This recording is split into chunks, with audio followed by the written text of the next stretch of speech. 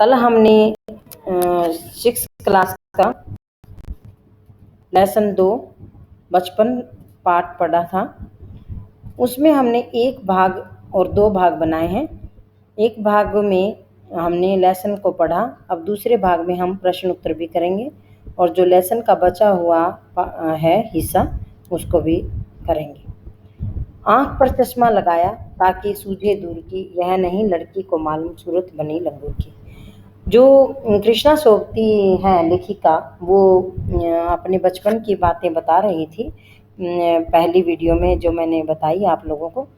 तो अब उसका भाई जो है वो उसको चिढ़ा रहा था कि जो तुमने जो आँख पर चश्मा लगाया वो बहुत ही अजीब लग रहा है, और वो कहता था कि ऐसी लग रही है जैसे सूरत तुम्हारी लंगूर की है। मैं खीजी कि मुझ पर यह क्यों दोहराया जा रहा है, पर शेर बुरा न लगा। तो जब वह चाय पीकर चले गए तो मैं अपने कमरे में जाकर आईने के सामने खड़ी हो गई। कई बार अपने को देखा, ऐनक उतारी, फिर पहनी, फिर उतारी, देखती रही। तो मतलब जब उन्होंने देखा कि मेरे भाई जो है मेरे बारे में क्या कह रहा है, मेरी ऐनक के बारे में क्या कह रहा है, तो वो अपने आईने के सामने खड़ी होकर के अपनी सूरत को निहारती रही और कभी उसको ऐनक को उतार रहे थे, कभी पहन रही थी। तो सूरत बनी लंगूर की, नहीं, हाँ। मैंने अपने छोटे भाई का टोपा उठाकर सिर पर रखा। कुछ अजीब लगा, अच्छा भी और मजाकिया भी। तब की बात थी, अब तो चेहरे के साथ घुल मिल गया है चश्मा। जब कभी उतरा हुआ होता है तो चेहरा खाली खाली लगने लगता है। याद आ गया वह टोपा, खाली फ्रेम का चश्मा और लंगूर की सूरत। हाँ, इन दिनों शिमला में मैं सिर पर टोपी लगाना पसंद करती हूँ। मैंने कई रंगों की जमा कर ली है, कहाँ दुपट्टों का ओढ़ना और कहाँ सहज सरल सुभीते वाली हिमाचली टोपियाँ। अब वो कह रहे हैं कृष्णा सोबती जी कि मेरा जो है अभी मुझे सब चीज़ें याद आ गई, वो चश्मा याद आ गया, फिर अब तो मैंने अपने जो है सिर पर टोपी को भी लगाना शुरू कर दिया है और वो अब मुझे बहुत ही अच्छी लगती है।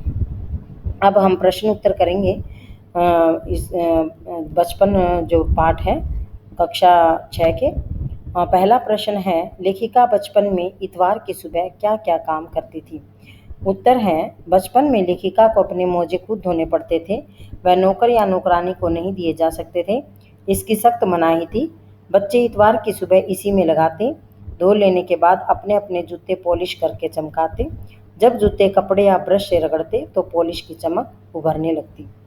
प्रश्न नंबर 2 है, तुम्हें बताऊंगी कि हमारे समय और तुम्हारे समय में कितनी दूरी हो चुकी है। इस बात के लिए लेखिका क्या क्या उदाहरण देती है? लेखिका के अनुसार बचपन की दिलचस्पियां भी बदल गई हैं। उन दिनों कुछ घरों में ग्रामोफोन थे, रेडियो टेलीविजन नहीं थे। बचपन की कुल्फी आइसक्रीम हो गई है, कचौड़ी समोसा पैटीज में बदल गया है, सहतूत और फालसे और खसखस का शरबत कोक पेप्सी में बदल गया है। उन दिनों कोक पेप्सी नहीं थी, उस समय विम्टो नामक कोल्ड ड्रिंक का चलन था। ये प्रश्न जो मैं अब करवा रही हूँ, तो ये मैंने पहले भी अपने पाठ में जो है तुम्हें समझा दिया था। अब बार बार में समझाने की आवश्यकता नहीं है। पाठ से पता करके लिखो कि लेखिका को चश्मा क्यों लगाना पड़ा। चश्मा लगाने पर उनके चचेरे भाई उन्हें क्या कहकर चिढ़ाते थे? उत्तर है, दिन की रोशनी को छोड़कर रात में टेबल लैंप के सामने काम करने के कारण लेखिका को चश्मा लगाना पड़ा। जब पहली बार लेखिका ने चश्मा लगाया तो उसके चचेरे भाई ने उसे छेड़ते हुए कहा कि देखो कैसी लग रही है। आँख पर चश्मा लगाया ताकि सूझे दूर की, पर नहीं लड़की को मालूम सूरत बनी लंगूर की। अब चौथा प्रश्न करते हैं, लेखिका अपने बचपन में कौन कौन सी चीज़ें मज़े ले लेकर खाती थी? उनमें से प्रमुख फलों के नाम लिखो। अब इसका उत्तर है, लेखिका को अपने बचपन में कन्फेक्शनरी काउंटर से हफ्ते में एक बार चॉकलेट खरीदने की छूट थी। उसके पास सबसे ज़्यादा चॉकलेट टॉफ़ी का स्टॉक रहता था। वह चॉकलेट लेकर खड़ी खड़ी कभी नहीं खाती थी और घर लौटकर साइड बोर्ड पर रख देती और रात के खाने के बाद बिस्तर में लेटकर मज़े से खाती थी।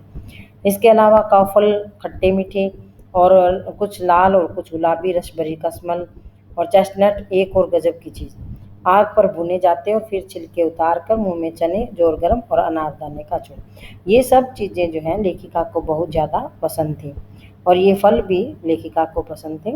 अब मैं यहीं पर विराम देती हूँ। आप मेरे चैनल को सब्सक्राइब करें, लाइक करें, कमेंट सेक्शन में कमेंट अवश्य दें। Thank you.